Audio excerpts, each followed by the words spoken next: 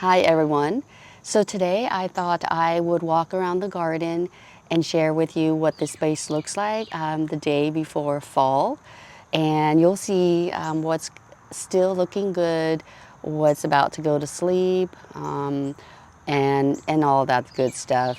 And then also too, I would like to share with you some of the spaces that I really never discuss in detail for various reasons. And I'll share with you my thought process with those.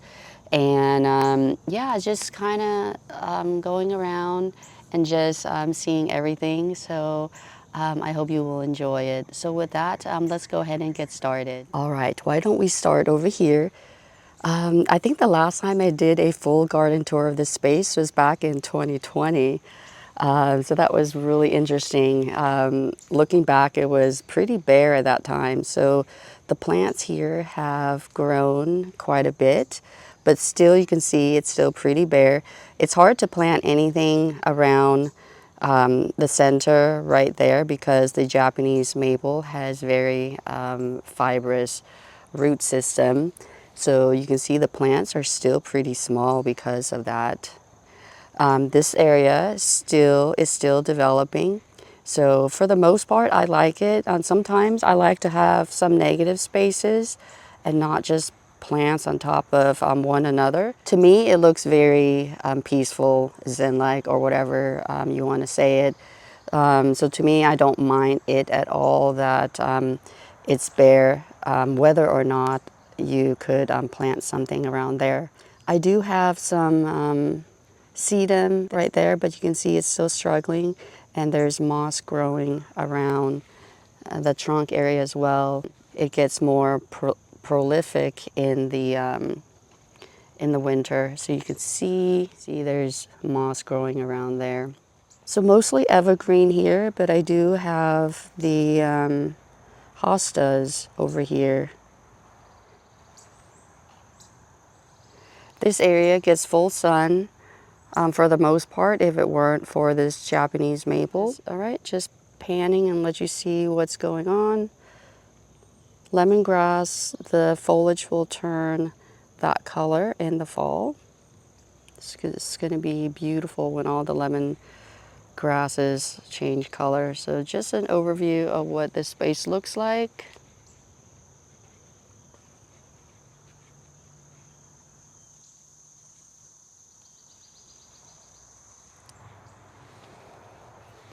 You can see that the taro leaves are dying back.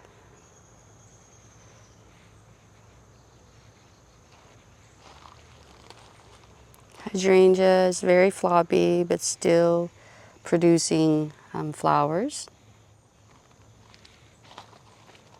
All right, the next area I rarely discuss is this small area right there. In this area, it used to be full shade, but now with the tree gone, it has become more sunny, and you can see that that variety of hosta does the best it can tolerate some sun. This one's not doing bad. This one gets really big. I had to cut all the hostas back over here, maybe except for these two. I can't remember. So this one would cover this whole space. And what I would like to do is just take out all the hostas and give them away, or plant them, plant some in some beds that I take care of at the Master Gardener demonstration garden. So you can see it's not, and sometimes it's hard to film too. You don't get the full effect, especially if the hostas are not in their full beautiful selves.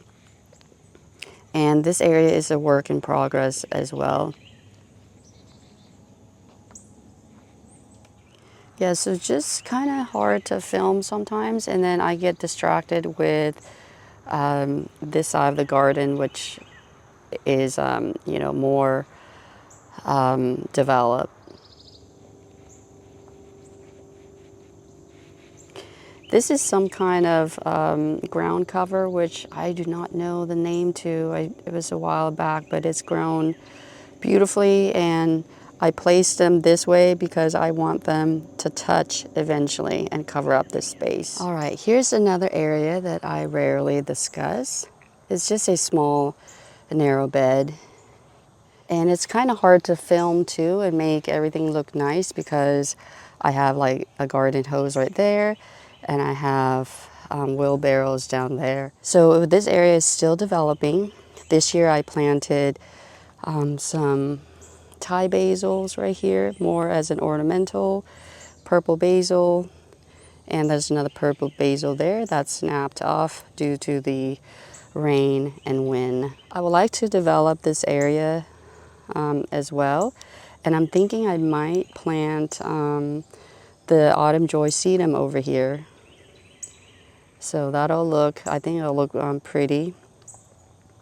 And I kind of want everything to blend in with the fence over here, so that's why I put the paper, that's why the purple basils are here.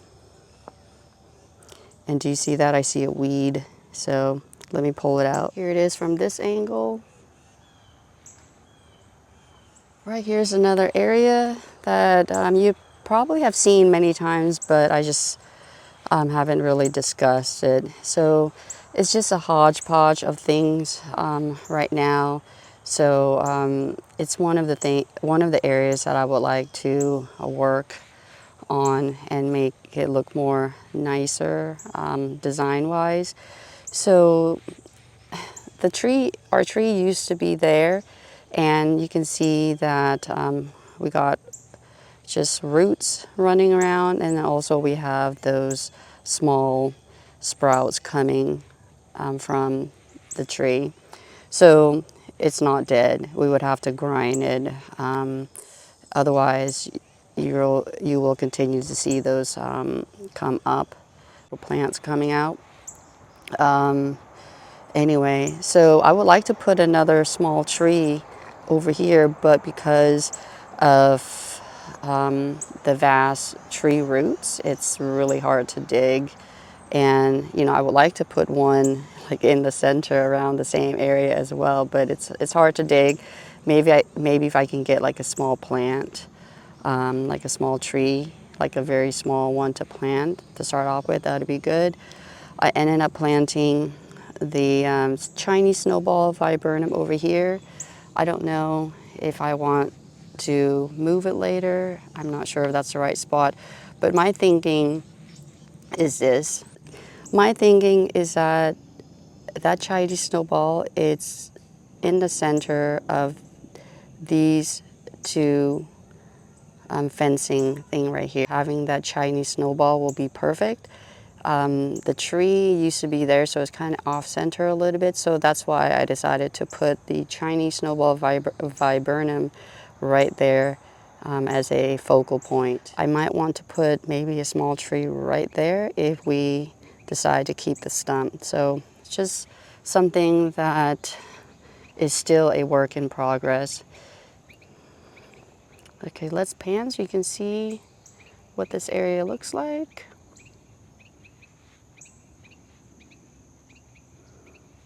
Everything, or most of the things, are still looking green over here. My goal is to have, you know, the garden, the winter garden, still look pretty good.